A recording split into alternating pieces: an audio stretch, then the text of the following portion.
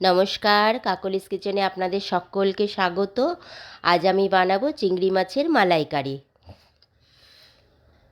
কড়া গরম হয়ে গেছে, দিয়ে দেবো সর্ষের তেল আর দিয়ে দেবো গরম মশলা আর তেজপাতা।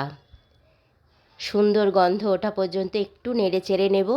তারপরে দিয়ে দেবো থেতো করে রাখা রসুনটাকে একটু ভেজে নিয়ে দিয়ে দেবো পেঁয়াজ কুচি। পেঁয়াজটাকে ততক্ষণ পর্যন্ত ভাজবো যতক্ষণ না লাল লাল হয়। হয়ে গেছে, এবার আমি দিয়ে দেবো আদা বাটা আর কাঁচা লঙ্কা বাটা।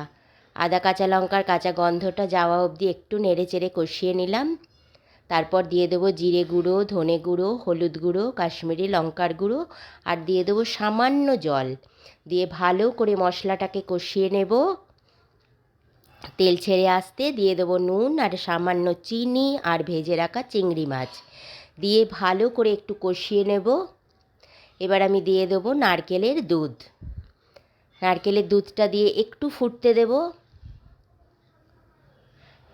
তারপর দিয়ে দেবো সামান্য গরম জল।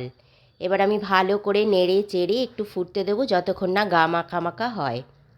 হয়ে গেছে, এবার আমি ঘি দিয়ে গরম গরম পরিবেশন করে দেব চিংড়ি মাছের মালাইকারি। রেসিপিটি যদি পছন্দ হয় লাইক, কমেন্ট, শেয়ার করে দেবেন। প্লিজ সাবস্ক্রাইব করতে ভুলবেন না। পাশের বেল আইকনটিতে অবশ্যই প্রেস করে দেবেন আমার নতুন নতুন রেসিপি পাওয়ার জন্য।